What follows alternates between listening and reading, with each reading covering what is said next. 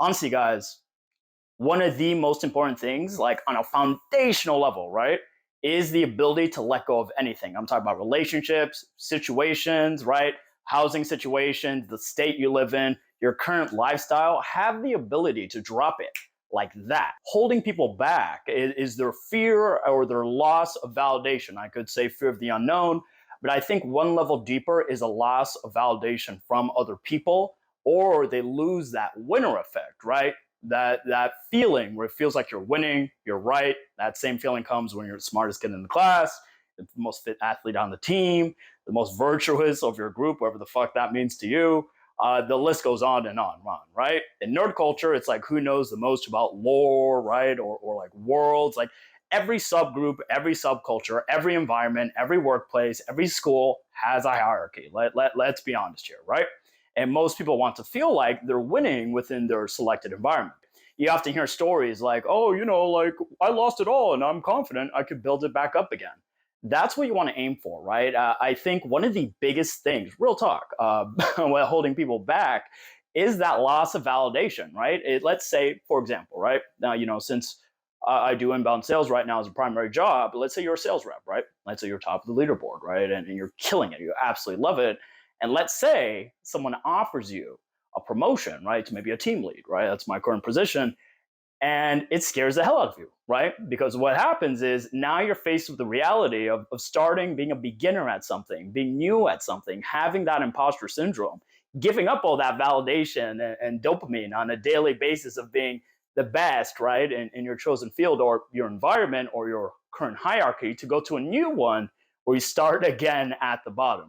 Don't underestimate how powerful of an addiction this could be, by the way, especially if you climbed your way up from a place of low dopamine. And I've been there, I know.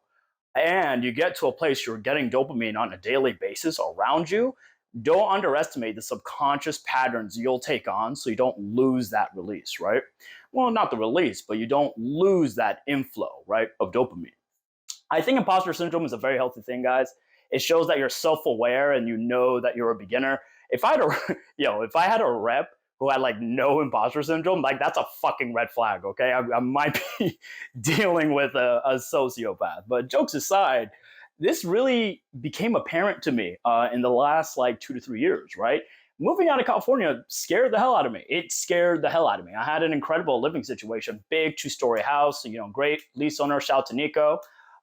Celebrity, B-list celebrity over there in San Francisco. But when I moved out of there, I moved with a bunch of tech people to Vegas because I saw the economic opportunity. I saw, the cheaper rent and what I could do with those resources.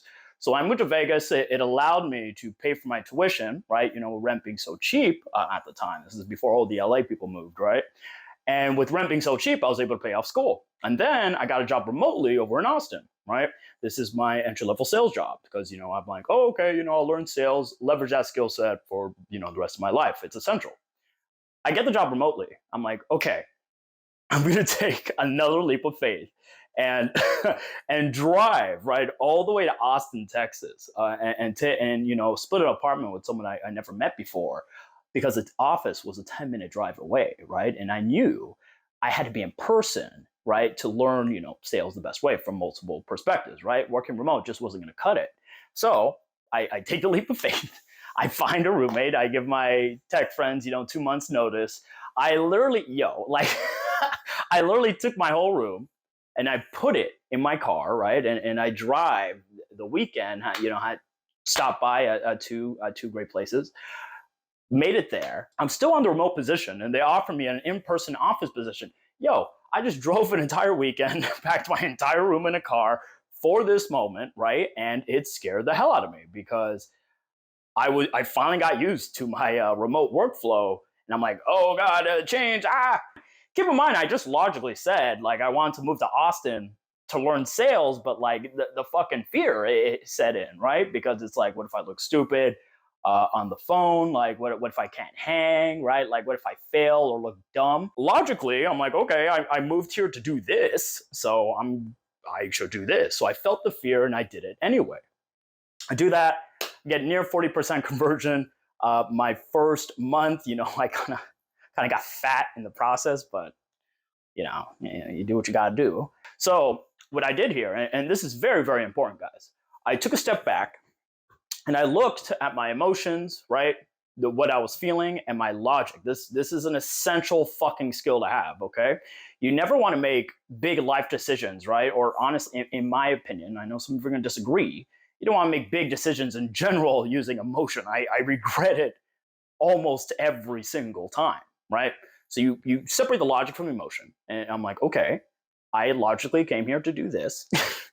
And yet I'm like freaking the fuck out because it's like out of my comfort zone. I felt the fear, did it anyway, right? Made that leap. Crushed it, called primary, doing great. Fast forward to February this year, actually January, right? I get approached. It's like, hey, we're doing team lead interviews. You should interview. I'm like, nigga, I'm like so new here. I'm like, sure, you know, I'll use the feedback for like future interviews, and maybe I want to become a team lead down the line. You know, I'll do it down the line. And I accidentally like become a team lead, which is absolutely hilarious. And now I'm really freaking the fuck.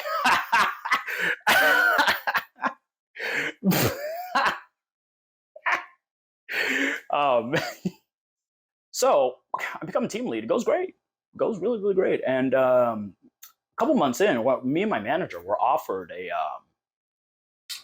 to start co-primary remote. So this is the in-office phone team, but just fully remote, whole new lane. Very, very exciting.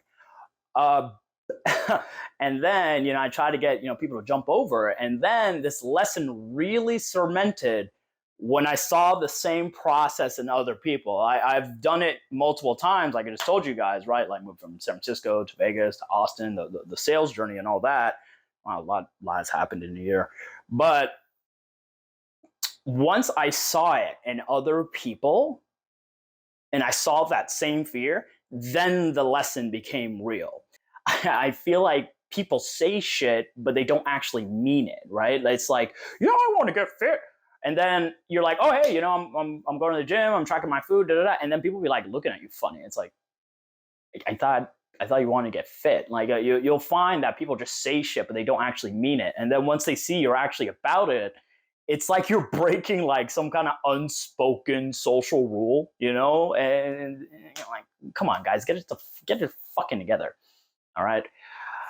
I mean, jokes aside, you know, once I saw it in other people, I finally understood when the next level, right, whether it be maybe that's financially, socially, spiritually, mentally, emotionally, whatever that means to you, presents itself. It demands a greater degree of self-mastery from you. It demands more from you, whether it be discipline, strength, mental resilience, take your pick, right? And people are worried they're not going to live up to that standard or adapt to that standard. So they stay back in their safe bubble and get the dopamine and validation that they can get. This is a major, major, major trap that an overwhelming majority of people fall into, right? Be willing to lose your validation. Like, be willing to lose the goodwill from others, or just be happy where you're at. That's completely okay too. I'm not some fucking self-help, not be like, you suck, get better. Nah, live your life, do what you want. I don't give a shit. I think most people really underestimate their ability to adapt to almost any situation. This is just how human beings are built, right? It really, really annoys me when I run like a self-help program and someone's like, oh, that's not me. That's not me. I fucking hate that. Like, I really hate that. Like, that's not me. Bruh, okay, fine.